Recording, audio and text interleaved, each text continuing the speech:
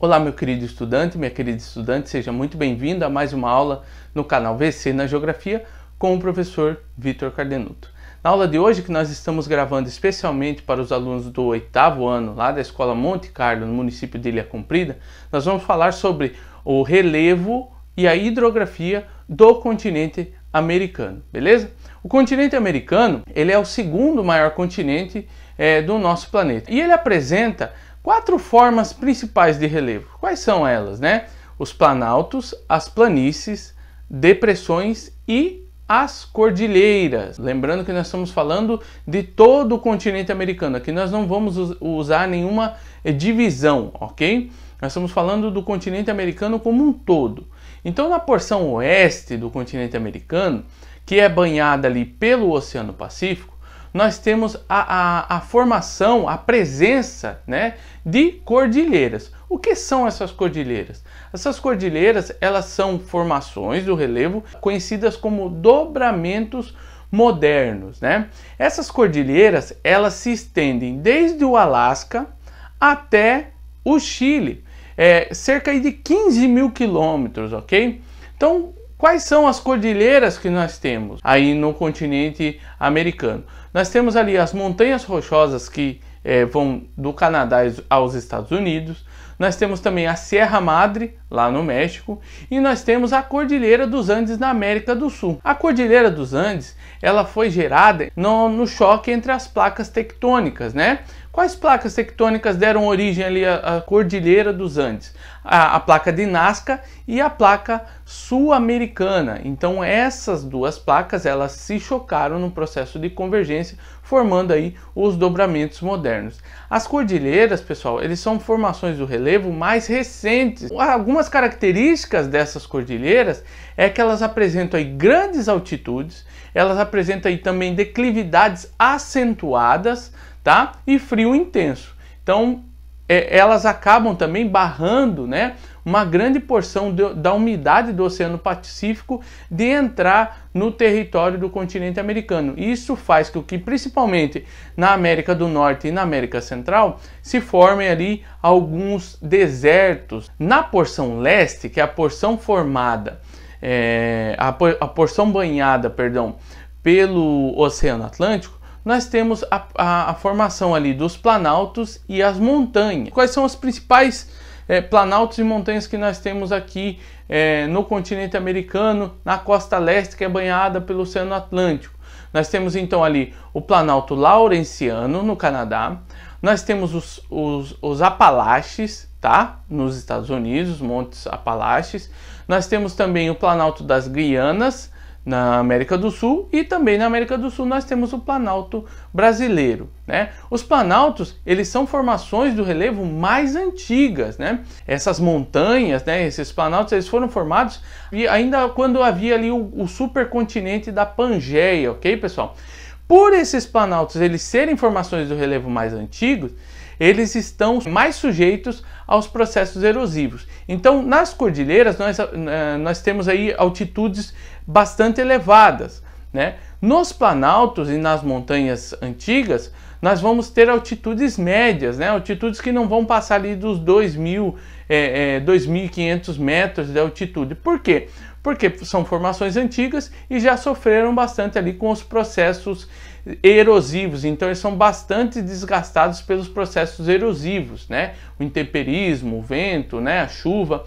Então essas são as características.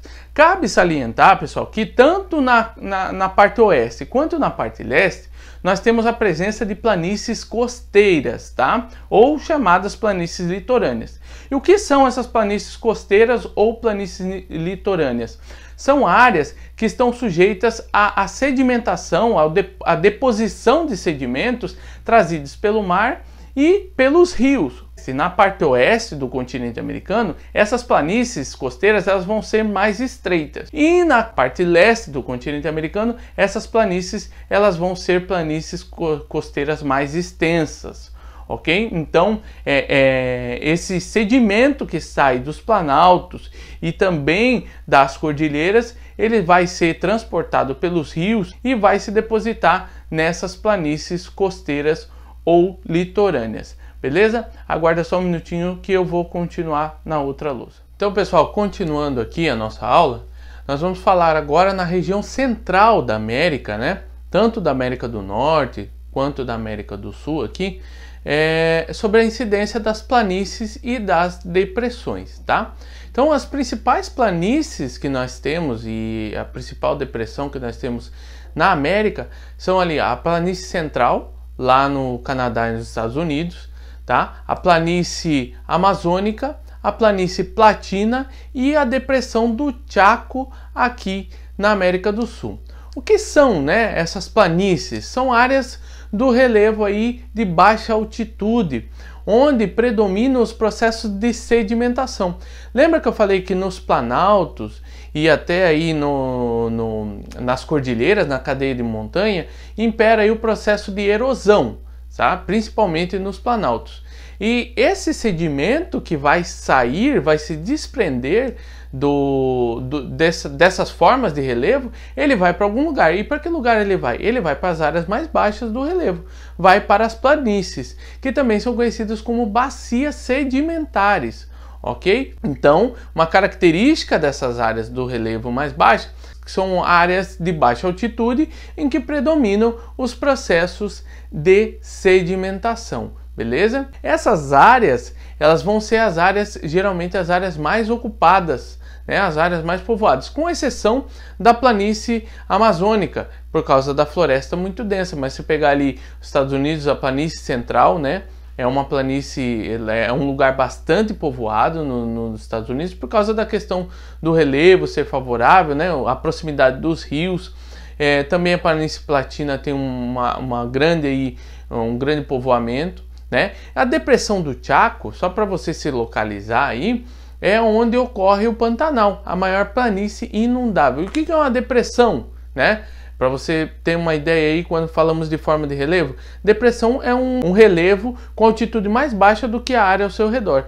Então, é por isso que o Pantanal ali é a maior planície alagável, né, da América, porque ela apresenta uma altitude ali mais baixa, então quando chove essa água ela não consegue escoar o quanto deveria, acaba inundando grande parte daquela região, certo? Isso tudo lembrando que é um fenômeno natural e a natureza já está, o bioma, né, já está adaptado a isso. Tá? Essas planícies geralmente elas têm sofrido bastante com a questão do desmatamento, tá, pessoal? Então é importante sempre você ficar atento às questões do desmatamento, beleza? Então, pessoal, agora nós vamos falar sobre a hidrografia da América, certo?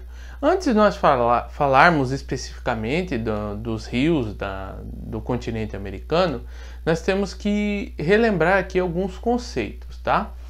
Então você precisa relembrar e precisa entender que os rios eles sempre nascem nas áreas mais altas do relevo, correndo para as partes mais baixas, certo? Então isso é um ponto principal e primordial para você entender essa questão. Não há como, né, um rio ele nascer ali na parte mais baixa do relevo e correr para a parte mais alta. Outra questão é que essas partes mais altas, essas partes mais altas do relevo, elas vão também atuar como divisores de água. E o que são esses divisores de água?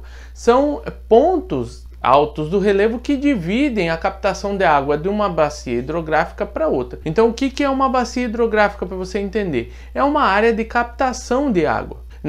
Numa determinada bacia hidrográfica, ela chove, né, num determinado local, e essa água, por causa da gravidade, ela vai canalizar para um rio principal, certo? Por exemplo, nós podemos colocar aqui nessa aula a seguinte questão. A Cordilheira dos Andes, né? A Cordilheira dos Andes, ela corta ali a América do Sul, a parte oeste da América do Sul.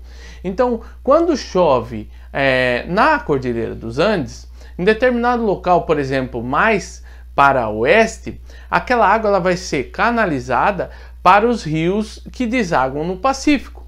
Se chover para leste da Cordilheira dos Andes, essa água ela vai ser canalizada para os rios, né, para bacias hidrográficas que desaguam no Atlântico. E aí entra outra questão, que vocês precisam entender.